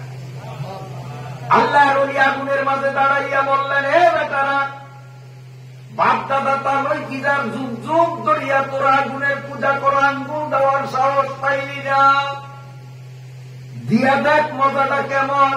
আগুনে কিন্তু খাতির করবে না, এই আগুনের সৃষ্টিকর্তা তিনি আগুনের থেকে বড়। আগুন নিজের ক্ষমতায় নিজে জ্বালায় না, আল্লাহ যদি জ্বালাইতে বলে তো জ্বালায়, না বলে তো জ্বালায় না। আমার আল্লাহরে আমি খুশি করছি, আল্লাহ আগুনের বলছে আগুন তুই জ্বালাইস না, ইব্রাহিম নবীর মতো এই আমার অলির জন্য ফুল বাগান হইয়া যা। আল্লাহ কোন দিক যেমন কথায় কথা আসে। পারস্য দেশের বাদশাহ একটা মূর্তি বানাইছে, মূর্তির পাশে আবার আগুন জ্বালাইছে, মূর্তিরও পূজা করত, আগুনেরও পূজা করত। বৎসরের তাদের বড় পূজা, এবং সেই পূজায় রাষ্ট্রীয় ক্ষমতা প্রয়োগ করিয়া মুসলমানদেরকেও অংশগ্রহণ করার জন্য বাধ্য করত, না যে উপায় নাই, গ্রেপ্তার করে নিত যে আমাদের পূজায় তুমি মুসলমান হইলেও আসতে হবে। বন্ধুরা আমার ভালো করে শোনেন, ওই পারস্যের বাদশা তার ঐতিহাসিক পূজা করবে, মুসলমান অনেক লোক ছিল, তাদেরকেও জোরপূর্বক বল প্রয়োগ পূজা স্থলে নিয়েছে। এই মুসলমানদের মধ্যে ছিল এক যুবতী মহিলা, কেবল এক সন্তানের মা, সন্তান এখনো দুগ্ধপুষ্য মায়ের দুধ খায়। এই মুসলিম মহিলা সন্তান কোলে নিয়ে তিনিও সেখানে যেতে বাধ্য হলেন। বাদশা মেয়েটাকে টার্গেট করছে, তার কারণ সৃষ্টিগতভাবেই মেয়েরা থাকে দুর্বল। কি বলেন, ঠিক কিনা? সৃষ্টিগতভাবেই মেয়েরা দুর্বল, এই জন্য করে দিয়া খেলা শুরু। বাদশাহ মহিলাকে বলে, হে মুসলিম মহিলা, এখনো তুমি আগুনের সেজদা দাও, আমার মূর্তির সেজদা দাও, নইলে তোমার কোলের পোলা আগুনের মধ্যে ছেড়ে দিব। বাদশার খেয়াল করো, এমন চাপ দিলে সন্তানের মায়ায় হয়তো সেজদা দিয়ে বলবে, এই জন্য বলে তুমি হয়তো আগুনের সেজদা আর আমার মূর্তির সেজদা দিবা, নইলে তোমার কোলের পোলারে আগুনের মধ্যে পালাইয়া দিব। মহিলারা সৃষ্টিগতভাবে দুর্বল হইলেও ঈমান যার মধ্যে আছে, ঈমানের বলে কিন্তু বলিয়াম তাকে কথা ঠিক দ্বারা ঠিক। ওই মহিলা সাপ জানাইয়া দিল, ও বাদশাহ, আমি মুসলিম, আমরা আল্লাহরে চিনি, আমাদের আল্লাহ বলেন আল্লাহু আকবার, বলেন না আকবার। আমাদের আল্লাহ তোমার আগুনের থেকে বড়, তোমার মূর্তির থেকে বড়। তুমি আমার সন্তানকে আগুনে পালাও, আমার আল্লাহ যদি আগুনে বলে পোড়াইয়া দেয় তো আমার সন্তানরে 1 সেকেন্ডের মধ্যে পোড়াইয়া ভস্মীভূত বানাইয়া দিবে। আর আমার আল্লাহ যদি আগুনের বলে নিষ্পাপ শিশুটারে তুই ছুঁইবি না, তাহলে আমার সন্তানের একটা পশম তোর আগুন পোড়াইতে পারবে না। কেমন পাক্কা ইমানদার একটা মেয়ে মানুষ! স্পষ্ট বার্তায় রাজাকে জানাইয়া দিল, আমরা আগুনকে বড় শক্তিমান মনে করি না।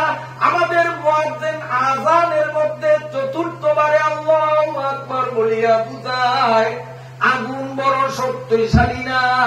এই আগুনের যিনি সৃষ্টি করেছেন তিনি হলেন আল্লাহ, তিনি হলেন আল্লাহু আকবার, তিনি হলেন বড়। মুসলমানদের মাথা কেবল তার সামনেই নত হতে পারে, আল্লাহ ছাড়া কারোর সামনে নত হতে পারে না। এরা হাম্মদ বাদশাহ, তুই আমার সন্তানকে শুধু আগুনে ফেলবার ভয় লাগাইতেছ, আমি মোমেন তোরে জানাইয়া দিলাম, তুই যদি বলস আমার সন্তানকে, আমাকে, মা সন্তান দুইজনকে আগুনের মধ্যে ফেলবি, এই ভয় দেখাইয়াও আমার দ্বারা শিরিক করাইতে পারবি না, আমার ঈমান নষ্ট করতে পারবি না। আমার শতভাগ বিশ্বাস আগুনের কোনো ক্ষমতা নাই, ক্ষমতা হলো কার? জোরে কোন কার? ক্ষমতা হলো আল্লাহর। আমার আল্লাহ যদি আমার উপরে দয়া করিয়া আগুনকে যদি বলে পোড়াইস না, তোর এই বিশাল অগ্নিকুণ্ড আমার একটা পশম পোড়াইতে পারবে না। আমার আল্লাহ যদি বলে পোড়াইয়া দে, তো আগুন, এই বিশাল আগুন আমাদের মায়ের পুত্রে পোড়াইতে 1 সেকেন্ডও লাগবে না। এখন তোর যা খুশি কর, আমি তোর আগুনের সামনেও মাথা নোয়াইব না, তোর মূর্তির সামনেও নোয়াইব না। আমার মাথা একমাত্র আমার মালিক আল্লাহু আকবরের সামনে নোয়াইব। মুসলমানি বড় গর্দান আদান, নানে খুদ পদাস্তে খাজাদান, নানে খুদ পদাস্তে খাজাদান। এই কথা বলার সাথে সাথে আপনার কষ্ট হয়নি? পিছনে জায়গা হইতেছে না, আপনাদেরকে কিছু বলতেও লজ্জা লাগে, মাঝখানে কোনো ফাঁকাও দেখা যায় না। একটু যদি আপনারা নড়াচড়া দেন তো 3-4 জন মানুষ নড়াচড়া দিলে অন্তত একজনের বসার জায়গা হইতে পারে। একরামের নিয়তে ছোট্ট একটা একরাম করলে 10 বছর ইতিকাফের সওয়াব হয়। সওয়াবের জন্যই তাফসীর মাহফিলে আসছি, তাই হরকতে বরকত, সবাই আগাই, সবাই আগাই। পিছনে আল্লাহর বান্দারা আসছেন, মাটিতে বসে পড়ছেন, হোগলা সবগুলো হচ্ছে না, মেহেরবানি করে একটু সামনের দিকে জিকিরের তালে তালে নিজ দায়িত্বে আগান, নিজ দায়িত্বে। আমরা এইভাবে একটু নড়াচড়া করি আর জিকির করি, লা ইলাহা ইল্লাল্লাহ, লা ইলাহা ইল্লাল্লাহ। খুব তাড়াতাড়ি নিজ দায়িত্বে, লা ইলাহা ইল্লাল্লাহ লা ইলাহা ইল্লাল্লাহ লা ইলাহা ইল্লাল্লাহ লা ইলাহা ইল্লাল্লাহ লা ইলাহা ইল্লাল্লাহ ইল্লাল্লাহ লা ইলাহা ইল্লাল্লাহ মুহাম্মাদুর রাসূলুল্লাহ।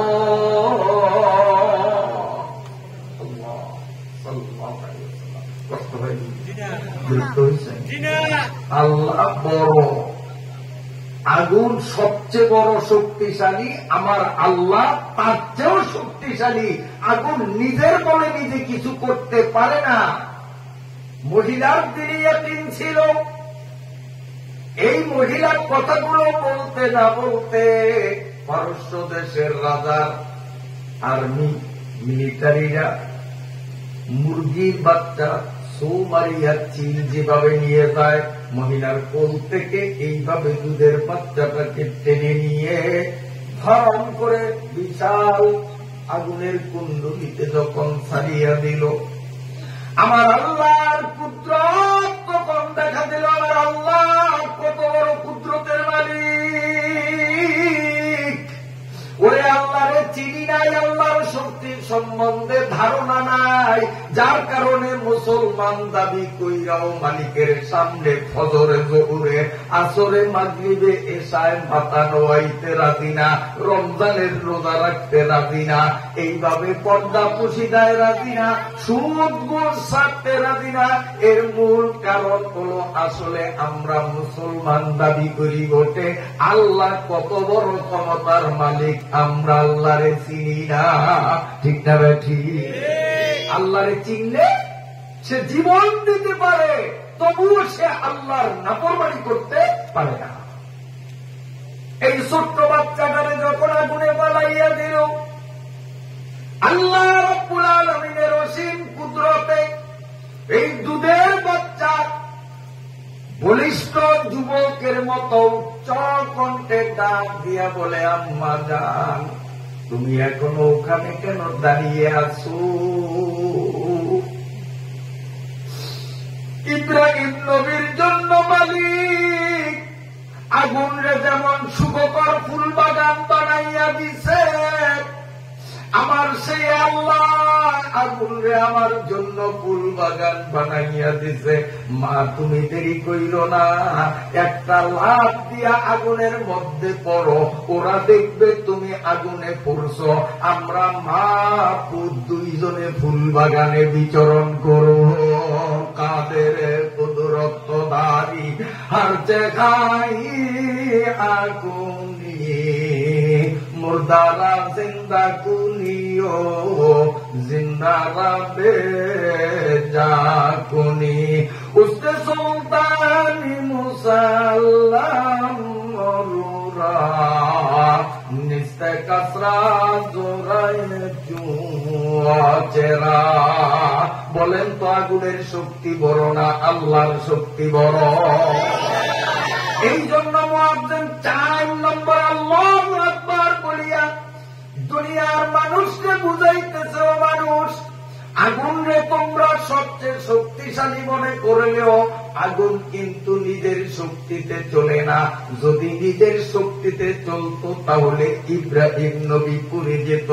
আগুন যদি নিজের শক্তিতে চলতো তাহলে এই মা পুত দুইজন পুড়িয়া যাইত। বুঝা গেল আগুনের কোন ক্ষমতা নাই, ক্ষমতা কার? তিনি হলেন আল্লাহু আকবার। বলেন আল্লাহু আকবার। তিনি হলেন মহান আল্লাহ, বড় আল্লাহ। সেই আল্লাহ থেকে বড় আর কেউ নেই। তিনি অত্যন্ত ধৈর্যশীল, যার কারণে নাফরমানি কইরা এখনো আমরা বহাল তবিয়তে বেঁচে আছি। তিনি যদি একটু আমাদের মতো সেনসেনিয়া মেজাজের হইতেন, রাগ মেজাজি হইতেন, তো কিয়ামত কায়েম হইতো আরো কয়েক হাজার বছর আগে।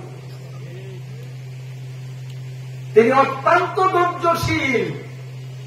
আমাকে আপনাকে মৃত্যু পর্যন্ত সময় দিলেন যে মালিকের কাছে আমরা নতি স্বীকার করি কিনা। আল্লাহর ক্ষমতা সম্পর্কে আরো 2-4টা কথা বললে আপনারা সত্যরা দিয়েছেন। আমার আল্লাহর ক্ষমতা কেমন? আল্লাহরে চিনব তো আল্লাহর হুকুম মানব, সহজে মানব। আল্লাহ, আমার আল্লাহ কত বড় দেখেন। অসাধ্যকে সাধ্য করা এটা একমাত্র আল্লাহর যুদ্ধ। কারি ইব্রাহিম সাহেব রহমাতুল্লাহ আলাইহি উজানির পীর, ওনার কাছে এক মাওলানা সাহেব গেলেন লক্ষ্মীপুর জেলার বটতলী। আপনারা চিনেন কিনা জানি না, লক্ষ্মীপুর জেলা শহর থেকে বেশি দূর না, বটতলী। আমি গেছি, আমি ওখানে অনেক মাহফিল করছি। এই বটতলী থেকে উজানি পীর সাহেবের বাড়ি আনুমানিক 60 কিলোমিটার, 50 যোগ 10, 60 কিলোমিটার। এই বটতলীর থেকে এক মাওলানা উজানির কারি ইব্রাহিম সাহেব রহমাতুল্লাহ আলাইহির সাথে দেখা করতে 60 কিলোমিটার পায়ে হাঁটিয়া গেছে। তখনকার দিনে গাড়ি ঘোড়ার প্রচলন এতটা এখনকার মতো অ্যাভেলেবেল ছিল না। পায়ে হাইটা 60 কিলোমিটার। আমাদের ভোলার থেকে চরপেশন এমন একটা সময় গেছে, মানে হাইটা আসতো, হাইটা দেখতো। আমি নিজে মির্জাকালু থেকে ভোলা প্রায় তাও 60 কিলোমিটারের উপরে আমি নিজে বহুবার, একবার না শতবার পায়ে হাইটে আসছি, পায়ে হাইটে গেছি। ভোলা থেকে চরপেশন সাইকেল চালে আমি নিজে আইছি, নিজে গেছি। আমার বাবা এই ভোলার থেকে সাইকেল চালে ঢাকা কত হাজার বার আইসে গেছে, সেটা আল্লাহ জানে, আমার বাবা জানে। এখন তো গাড়ি ঘোড়া ইজি। বন্ধুরা আমার ভালো করে শোনেন, কেমন আল্লাহ আমাদের, আমরা কেমন আল্লাহর বান্দা। আল্লাহর একটু চিনলে আল্লাহর হুকুম মানা আমাদের জোয়ান বুড়া নারী পুরুষ ধনী গরিব আলেম পাবলিক সবার জন্য সহজ হবে। যে আল্লাহরে চিনবে সে আল্লাহরে মানবে। কথা ঠিক না বেটি? এই জন্য আমার আল্লাহর শক্তি কেমন, কুদরত কেমন দেখেন। এই বটতলীর মাওলানা হুজুরের কাছে গেলেন, কিন্তু দেখা করার মতো সুযোগ পায় না। সামনে অনেক মানুষ, আগে গেলে বেয়াদবি হবে, এই জন্য মনও খারাপ। সময় কমতেছে, শীতকাল দিন। আসরের নামাজ পড়ল। আসরের নামাজ পড়ার পরে এক ফাঁকে হুজুরের সামনে গেল, সালাম মোসাফা হলো।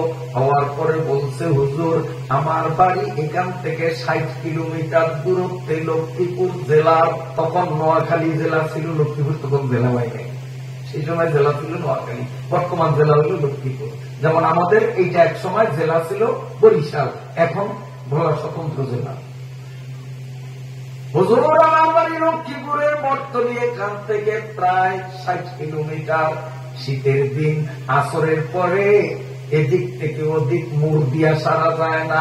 মাগরিবের আযানের জন্য মুয়াজ্জিন ভাই রেডি করে আসরের পরে মিলিং করে দেখা কিলোমিটার সময় তো হুজুর বাড়ি 60 কিলোমিটার। আসরের নামাজ পড়ছি, এখন পায়ে হাইটাই 60 কিলোমিটার দূরে যাব, রাত্র হয়ে যাবে, গভীর রাত, পথে চোর ডাকাই, কত সমস্যা। দোয়া কইরে হুজুর যাতে চোর ডাকাই বা কোন সম্পর্ক জিন পড়ি কেউ যেন আমার ক্ষতি না করতে পারে, হুজুর একটু দোয়া কইরে। হুজুরে মুসকে হাসি দিয়া মাওলানা মাওলার জিকির করেন আর হাঁটেন। আমি বলিয়ে দিলাম, আপনি মাগরিবের আগেই বাড়িতে বসবেন, আপনার মহল্লার মসজিদে তাকবীরের সাথে মাগরিবের নামাজ পড়বেন। তখন ওই মাওলানা চিন্তায় পড়ে গেলেন, হুজুর হয়তো আমার কথা বুঝে না,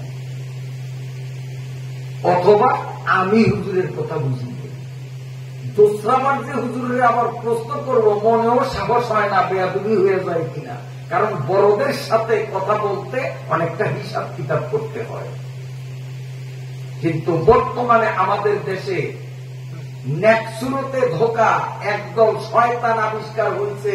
মাথায় বিশাল পাগড়ি, হাতে তসবি, এইরকম লম্বা জুব্বা, দিনের মেহনত করার ব্যাস ধরছে। ওই শয়তানগুলো আলেমদের সাথে শুধু বেয়াদবই না, আলেমদের পেটের মধ্যে ছুরি পর্যন্ত ঢুকাইছে টঙ্গীর ময়দানে। তাদের পরিচয় দেব ইনশাআল্লাহ, দেওয়া সময়ের দাবি, সময় মতো বলবো, একটু ইঙ্গিত দিলাম। বন্ধুরা আমার, বড়দের সাথে কথা বলতে হিসাব কিতাব করতে হবে। এই বলতে একজন আলেম মানুষ কারি ইব্রাহিম রহমাতুল্লাহ আলাইহিকে যে আবার বলবে, হুজুর কি বললেন? আমি তো বললাম আমার বাড়ি 60 কিলোমিটার, শীতকালের দিন, আসরের পরে মাগরিব, সময় তো একেবারেই সংকীর্ণ। কি বললেন আপনি? বুঝলাম না। দ্বিতীয়বার জিজ্ঞাসা করলে না জানি বেয়াদবি হয়। হয়তো হুজুর আমার কথা বুঝে নাই, অথবা আমি হুজুরের কথা বুঝি নাই। হুজুর যখন বলছেন জিকির করেন আর হাঁটতে থাকেন, আপনি মহল্লার মসজিদে মাগরিবের নামাজ তাকবীরে উলার সাথে আদায় করতে পারবেন। হুজুরের কথার উপর আস্থা রেখে আল্লাহর উপর তাওয়াক্কুল করে জিকির শুরু করে দিলেন। আল্লাহু আল্লাহ, আল্লাহু আল্লাহ, আল্লাহু আল্লাহ, আল্লাহু আল্লাহ, আল্লাহু আল্লাহ, আল্লাহু আল্লাহ। উনি জিকির করতেছেন আর হাঁটতেছেন, জিকির করতেছেন আর হাঁটতেছেন, জিকির করতেছেন আর হাঁটতেছেন। কিন্তু কোন ফাঁকে কি হইয়া গেল, হঠাৎ তিনি দেখতেছেন তার বাড়ির পাশের তার মহল্লার যেই মসজিদ, ওই মসজিদের উঠানে, মসজিদের মাঠের মধ্যে মুয়াজ্জিন সাহেব এখনো মাগরিবের আযান দেয় না। মাগরিবের আযান দেওয়ার জন্য মুয়াজ্জিন কানে আঙ্গুল দিছে। আযান শুরু হওয়ার আগে 60 কিলোমিটার কেমনে পার হয়ে গেছে! আমার আল্লাহ কত বড় কুদরতের মালিক, দুনিয়ার মানুষ বুঝতে পারবে না। আমার আল্লাহ তখন তার কুদরত দ্বারা এই জড় জগতে এমন অবিশ্বাস্য ঘটনা ঘটাইতে পারে। আমার সেই বড় আল্লাহ বেনমাজি সুদখোর ঘুষখোর গুলাকে কবরে মিজানে পৌঁছাতে জাহান্নামে সাইজ করতে পারবে কিনা? জোরে কর পারবে কিনা? আমার আল্লাহর কত বড় কুদরত! কোন দিক যাব, কথায় কথা আছে। আমি তাফসীর পড়েছি পটিয়া ইসলামী ইউনিভার্সিটিতে, হাটহাজারী ইউনিভার্সিটি থেকে দাওরায়ে হাদিস তাকমিল অর্থাৎ টাইটেল পাস করিয়া 5 বছর হাদিস বিভাগের উস্তাদ ছিলাম। আমি হাদিস পড়াইছি 5 বছর। এরপরে আবার ছাত্র জীবন থেকে জুদা হই আর শিক্ষক জীবন ছাড়িয়া দিয়া আবার পটিয়া ইসলামী ইউনিভার্সিটিতে গিয়া তাফসীর ইফতায় ভর্তি হইলাম, ছাত্র হইলাম। সেই পটিয়া মাদ্রাসার প্রতিষ্ঠাতা পরিচালক আল্লামা আজিজুল হক রহমাতুল্লাহি আলাইহি, আজিজুর রহমান রহমাতুল্লাহি আলাইহি, ওই জামিয়া ইসলামিয়া পটিয়া ইসলামী ইউনিভার্সিটি যার হাতে গড়া, মুফতি আজিজুর রহমান রহমাতুল্লাহি আলাইহি মস্ত বড় বুজুর্গ ছিলেন। কান খুলিয়া শুনেন, আল্লাহর পরিচয়, আল্লাহর পরিচয়। আমার আল্লাহ কি পারে! মুফতি আজিজুর রহমান রহমাতুল্লাহি আলাইহি, ওনারে আমি দেখি নাই, কারণ আমি যখন ওখানে পড়তে যাই তখন তিনি দুনিয়ায় ছিলেন না। ওনার স্থানে তখন মাদ্রাসার পরিচালনার দায়িত্ব ছিল হাজী ইউনুস রহমাতুল্লাহি আলাইহি, তিনিও বর্তমানে দুনিয়ায় নাই। বন্ধুরা আমার, ওই আজিজুর রহমান সাহেবের খাদেমের বর্ণনা, আজিজুর রহমান সাহেব হুজুরের খাদেম লক্ষ্য করছে সপ্তাহে একদিন বৃহস্পতিবার গভীর রাতে আজিজুর রহমান সাহেব সব মানুষগুলো যখন ঘুমন্ত থাকে, তিনি আস্তে চট করে ঘর থেকে নেমে কোথায় যেন যায়। একদিন খাদেমের মনে কৌতূহল সৃষ্টি হলো, ইনি প্রতি বৃহস্পতিবারে কোথায় যায় গভীর রাতে, আমি আজকে ফলো করব। একা একা গভীর জঙ্গল পাহাড়, ওখানে কি করেন? দূরত্ব বজায় রেখে খাদেম হুজুরের পিছনে পিছনে হাঁটতেছে, হুজুরের পিছনে পিছনে হাঁটতেছে। হাঁটতে হাঁটতে হাঁটতে হাঁটতে হাঁটতে হাঁটতে যখন সামনে বিশাল সাগর, এই সাগরের অপার হুজুরে যাওয়া লাগবে। হুজুরে সাগরের পারে যাইতে না যাইতেই দুই দিকের মাটি এভাবে চেপে আসে। সাগরটা একটা চিকন খালের মতো হয়। হুজুরের জায়গা দিয়া এইভাবে যখন ওপারে যায়, আবার সম্প্রসারিত হইয়া আগের মতো বিশাল সাগর হইয়া যায়। হুজুরের পিছে পিছে তার খাদেম টাকা দিয়া ওপারে গেল। এইভাবে 7 সমুদ্র 13 নদী, কত পাহাড়, কত জঙ্গল পাড়ি দিয়া বিশাল বিরাট এক অরণ্য জঙ্গলের মধ্যে গিয়ে পৌঁছল। খাদেম বলে, আমি দেখলাম সেখানে ইতিপূর্বে আরো বেশ 20-25 জন লোক উপস্থিত হয়েছে। প্রত্যেকে যার যার আসনে বসা, চেয়ারে বসা, একটা আসন মাত্র খালি। এই আসনটায় আমার মুরব্বী আজিজুর রহমান রহমাতুল্লাহ আলাইহি গিয়ে যখন বসলেন, এরপরেই তাদের মিটিং আরম্ভ হলো। কিন্তু মিটিং এর মধ্যে কোন ভাষায় যে তারা কথা বলছেন আমি কিচ্ছু বুঝি নাই। ওটা বাংলাও না, ইংরেজিও না, উর্দুও না, ফার্সিও না, আরবিও না। তারা এমন এক অদ্ভুত ভাষা ব্যবহার করছে যা দুনিয়ার কোন মানুষ জানে না। দীর্ঘক্ষণ পর্যন্ত মিটিং শেষ করিয়া তাহাজ্জুদের ওয়াক্ত যখন হইয়া গেল, মিটিং ভঙ্গ হইয়া গেল। এবার যার যার মতো রওনা দিল। মুফতি আজিজুর রহমান সাহেব রওনা দিলেন। খাদেম চিন্তা করলেন, আমি রাত্রে এখানেই থাকি, যদি পথে ধরা খাই তাহলে সমস্যা হবে, হুজুরে মাইর দিবে, সকালে রোদুক আমি পটিয়ে চলে যাব। রয়ে গেছে। হুজুর তো হুজুরের মতো আসলেন, তাহাজ্জুদ নামাজ আবার পটিয়া মাদ্রাসার মসজিদে পড়লেন, ফজরের নামাজের ইমামতি করলেন, আর ওনার খাদেম জঙ্গলে রয়ে গেল। সকালবেলা যখন বেলা উঠছে, এখন জঙ্গলে যত হাঁটে, জঙ্গলের কোন কুল কিনারা নাই, কোন দিক যাবে দিকও ঠিক পায় না, পূব পশ্চিম উত্তর দক্ষিণ তাও নির্ণয় করতে পারে না। বিশাল জঙ্গল, বিশাল জঙ্গল। এখন তো ভয় পেয়ে গেল, আমি কিভাবে বেরিয়ে যাব। হঠাৎ এক লোকের সাথে দেখা, তারে জিজ্ঞাসা করে, ভাই পটিয়া যাব কোন দিক দিয়া? উনি বলেন, পটিয়া আবার কোথায়? পটিয়া হলো বাঙ্গালে, ব্রিটিশ আমলের কথা। তখন এটাকে বাংলাদেশ বলতো না, আমাদের এটাকে বলতো বাঙ্গাল। পটিয়া কোথায়? পটিয়া বাঙ্গালে। বাঙ্গাল কোথায়? বাঙ্গাল হলো ভারতে। আমি তো ভারত চিনি না, ভারত কোথায়? ভারত হলো এশিয়া মহাদেশে। ওই লোক বলে, আশ্চর্য ব্যাপার, তুমি এখন আফ্রিকার মহা জঙ্গলের গভীরে রয়েছ, আর এখান থেকে তুমি আফ্রিকা মহাদেশের ভারত উপমহাদেশে। বাঙ্গালের পটিয়ার রাস্তা জিজ্ঞাসা করো, হাজার হাজার লক্ষ লক্ষ মাইল দূরত্বে তুমি রয়েছ। কোথায় আফ্রিকার বিশাল জঙ্গল আর কোথায় বাঙ্গালের পটিয়া? তোমার কি মাথা খারাপ? তুমি এখানে কেমনে আসলা? খাদেম দুই চোখের পানি ছাড়িয়া কান্দে আর সম্পূর্ণ ঘটনা বলল, আমি এইভাবে এখানে আসছি। ওই লোকটা আমারে সান্ত্বনা দিয়া বলে, বাবা কান্দিস না, গাছের লতা পাতা খাইয়া একটা সপ্তাহ পার কর। এই কুতুবরা সপ্তাহে একদিন প্রতি বৃহস্পতিবারে এখানে মিটিং করে, আগামী বৃহস্পতিবার তোর হুজুর এখানে আসবে। দেশে যদি যাইতে চাও তাহলে হুজুরে ধরা দিও, হুজুর তোমারে নিলে যাইতে পারবা, নইলে যাওয়া হবে না। ওই লোকটা একটা সপ্তাহ পার করল। ঠিক পরবর্তী বৃহস্পতিবার দিবাগত রাত মুফতি আজিজুর রহমান রহমাতুল্লাহ আলাইহি আসলেন, অন্যরাও আসলেন, মিটিং হলো।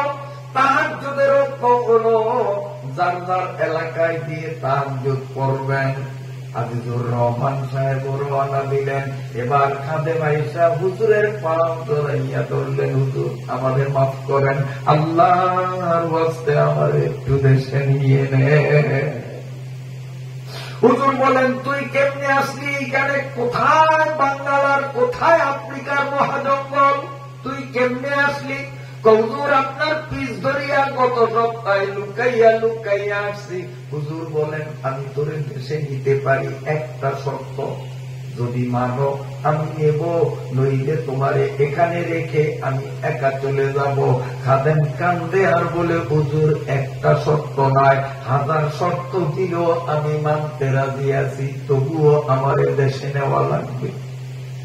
হুজুর বলেন কেবল একটা শর্ত, আমি যতদিন পর্যন্ত বেঁচে থাকবো পৃথিবীর কোন মানুষের সামনে এই ঘটনা তুমি প্রকাশ করতে পারবা না, আমাকে ওয়াদা দিতে হবে। কারণ পৃথিবীর মানুষ যদি আমার এই অলৌকিক ঘটনা জানে, সবাই আমাকে বড় হুজুর বলবে, আমার মধ্যে একটা অহংকারী ভাব পয়দা হয়ে যাবে। আর অহংকারের কারণেই তো শয়তানের পতন হয়েছে। অতএব আমি যতদিন বেঁচে থাকবো দুনিয়ায় কারো কাছে বলতে পারবা না। হুজুর ওয়াদা করলাম বলবো না, তবে আপনার মৃত্যুর পরে বলা যাবে, সেটা তোর ব্যক্তিগত ব্যাপার, আমি জীবিত থাকতে বলতে পারবি না। এরপরে হুজুর আমার হাত ধরে বললেন হাঁটা আরম্ভ করলাম। যখন এই সাগর পারে আসি, দুই পারের মাটিগুলো এইভাবে কাছাকাছি আসিয়া চিকন খালের মতো হয়, সেগা দিয়া দুইজন আমরা সাগর পার হইয়া যাই, আবার মাটি এভাবে পিছনে সরিয়া সাগর হইয়া যায়। মাত্র কয়েক মিনিট হাঁটলাম, দেখি পটিয়া মাদ্রাসার মসজিদের গেইটে আসি। কার কুদরত, কার কুদরত! যে আল্লাহ রাব্বুল আলামিন এত বড় কুদরতের খেলা খেলাইতে পারেন, তিনি কত বড় তা ভাষায় ব্যক্ত করা যায় না। ওই বড় আল্লাহর পক্ষ থেকে নির্দেশ হল, মুসলমান ফজরে, জোহরে, আসরে, মাগরিবে, এশায় 24 ঘন্টার মধ্যে মাত্র 5 বেলা একটু একটু করে সময় আমারে দাও, আমার কদমে সিজদা দাও। 24 ঘন্টা আমার ইবাদত করা লাগবে না। ফাইদা কুদিয়াতিস সালাতু ফান্তাশিরু ফিল আরদ ওয়াবতাগু মিন ফাদলিল্লাহ। আল্লাহ বলেন 24 ঘন্টার মধ্যে মাত্র 5 টাইমে একটু একটু সময় আমি আল্লাহর জন্য বরাদ্দ কর, আমার একটু সিজদা দিয়া যা। বাকি সময় কামাই রুজি কর, ব্যবসা বাণিজ্য কর, চাকরি বাকরি কর, নদীতে মাছ ধর, কোনো আমার আপত্তি নাই। আমার আল্লাহ এইভাবে আমাদের 5 ওয়াক্ত নামাজের সিজদাগুলো পাওয়ার জন্য আমাদের কপালের দিকে তাকাইয়া রইল। যেই মুসলমানগুলো শক্তি সামর্থ্য থাকা সত্ত্বেও মালিকের সামনে ঘাটতারামি করবে, মাথাটা নোয়াইবে না, তার মতো নিমক হারাম আল্লাহর জগতে হয় না। আল্লাহ যখন বড়, আল্লাহর হুকুমও। অতএব আমি আজকে উপস্থিত আমার বিশেষ করে এই ইয়াং জেনারেশন যুবক বাবারা যারা আছো, আমি তোমাদের পায়ে হাত রেখে বিনয়ের সাথে অনুরোধ করব, আমি অল্প সময়ে মালিকের একটু পরিচয় তোমাদের বুঝাবার চেষ্টা করলাম। আমার আল্লাহ কত বড় আল্লাহ, বিষয়টা যদি বুঝিয়া থাকো, আল্লাহ যে বড়, এই ইয়াকিন আর বিশ্বাস যদি তোমার অন্তরে হইয়া থাকে, রে বাবা, আমি তোর পায়ের উপরে হাত রাখিয়া বলছি, খোদার কসম, আয় স্টেজে আয়, লক্ষ মানুষের সামনে আমি তোর পাও ধরতে মোটেও দ্বিধাবোধ করব না, লজ্জা করব না। বাবা, তোর পায়ের উপরে হাত রাখিয়া বললাম, একটু আমার মালিকের কি ওয়াদা দিতে পারবি যে এতদিন মালিকের চিনি নাই, আজকে মালিক তোমারে যখন চিনলাম, 5 ওয়াক্ত নামাজ জীবনে আর কোনদিন ইচ্ছা করিয়া নষ্ট করব না, এমন একটা ওয়াদা আমার মালিকের দেওয়া যাবে কিনা? এই যুবকরা দিতে পারবা কিনা? কার কার সাহস আছে? দাঁড়াও দেখি যুবকরা, মুরব্বীরা না, যুবকরা শুধু দাঁড়াও, হাত উঠাইলে ওরা দাঁড়াইতে হবে। কোন কোন যুবক আজ থেকে মরণ পর্যন্ত 5 ওয়াক্ত না, মুরব্বীরা না, মুরব্বীরা বসে থাকেন, শুধু যুবকরা দাঁড়াও, দাঁড়াও, দাঁড়াও, একটা যুবক বসে থাকবে না, একটু ওদের জায়গা দেন, কষ্ট করে সামনে, আমার সামনে আসো, আমার সামনে আসো, একটু জায়গা দেন, হ্যাঁ, একটু হাইটার সামনে আসো, সবাই স্টেজের সামনে আসো। তোমরা আল্লাহর ওলি, আল্লাহরে চিনছো, আল্লাহরে চিনছো, আর যে আল্লাহরে চিনে সে আল্লাহর ওলি। তোমরা সব আল্লাহর ওলি, তোমাদের একটু সোহবত নিতেছে আমার কাছে। এত জায়গা দেন, জায়গা দেন, জায়গা দেন পিছন থেকে। আবার পিছন থেকে মুরব্বীরা পালায়, তা ওয়াজ কিন্তু শেষ হয় নাই। এরা আল্লাহর ওলি, যেহেতু আল্লাহদের বড় এইটা পড়ছে, বুঝিয়া 5 ওয়াক্ত নামাজের ওয়াদা করছে, এখন বেদগুণ আল্লাহর ওলি। এই জন্য আমি ওদের থেকে দোয়া নেওয়ার জন্য কাছে আনলাম। এখন যদি আমি তওবা পড়াই, তোমরা আমার সাথে তওবা করতে রাজি আছো? একজনের গায়ের লোকে আরেকজন রুমাল সবাই ধরা লাগবে না, বাকি সবাই যুবকরা একজনে আরেকজনকে ধরেন, একজনে আরেকজনকে ধরেন, একজন আরেকজনকে ধরেন। আমার সাথে সাথে বলো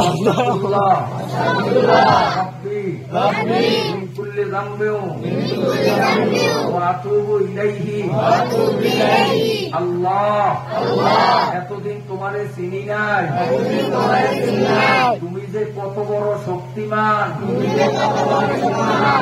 মোটামুটি কিছুটা আজকে বুঝিয়া নবীপুরি হুজুরের হাতে হাত দিয়া তোমার সাথে ওয়াদা করিতেছি, এখন থেকে মরণ পর্যন্ত অলসতা করিয়া 1 ওয়াক্ত ফরজ নামাজ জীবনে ছাড়িব না। কোন কারণে যদি কখনো কোন নামাজ ছুটিয়া যায়, যেমন তুমি ঘুমিয়ে রইছ, সজাগ হয় নয়, কেউ জাগায় নয়, দেখো যে 8টা বাজে ঘুমিতে উঠিয়া, এই একটা কারণে ইচ্ছা করিয়া নামাজ যায় নাই, এটা অনিচ্ছায় গেছে। কেউ তোমারে বান্ধিয়া তুইছে সুপারি গাছের লোকে, মাগরিবের নামাজের রক্ত শেষ, তোমার নামাজ পড়তে দেয় নাই, তোমার ইচ্ছা ছিল নামাজ পড়ার, কিন্তু শত্রুরা বান্ধিয়া রাখছে, নামাজ পড়তে পারো না অনিচ্ছায়। এইভাবে কোন কারণে কারণে যদি কখনো কোন নামাজ ছুটিয়া যায়, সুযোগ পাইলেই সেই নামাজটা কাজা পড়িয়া নিব। আল্লাহ, অনেক আলেমরা সাক্ষী আছে, আলেমদের বরকতে আমাদের তওবা কবুল করেন। আমি যার যার জায়গায় বসে ওয়াজ চলবো, ওয়াজ এখনো শুরু হয় নাই, উন্না পাইটা জোড়া পড়ছি। হ্যাঁ, ওদের বসার জায়গা দেন, যে যেখানে জায়গা পাও সুন্দর ভাবে বসে যাও, জিকির করেন লা ইলাহা ইল্লাল্লাহ, লা ইলাহা ইল্লাল্লাহ, লা ইলাহা ইল্লাল্লাহ, লা ইলাহা ইল্লাল্লাহ, লা ইলাহা ইল্লাল্লাহ, লা ইলাহা ইল্লাল্লাহ। খুব তাড়াতাড়ি বসে যাও, লা ইলাহা ইল্লাল্লাহ, লা ইলাহা ইল্লাল্লাহ, লা ইলাহা ইল্লাল্লাহ, লা ইলাহা ইল্লাল্লাহ, ইল্লাল্লাহ, লা ইলাহা ইল্লাল্লাহ, লা